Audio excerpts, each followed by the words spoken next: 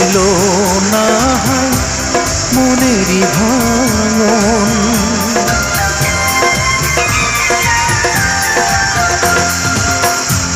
বুঝলো না কেউ ব্যথায় ভরা আমার জীবন,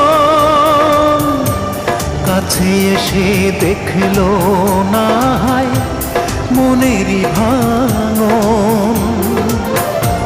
চার আঙ্গুলের এই কপালে, চার আঙ্গুলের এই কপালে কষ্ট বেড়ে যায়। আমার দুঃখের গল্প শোনার মানুষ কেহ নাই।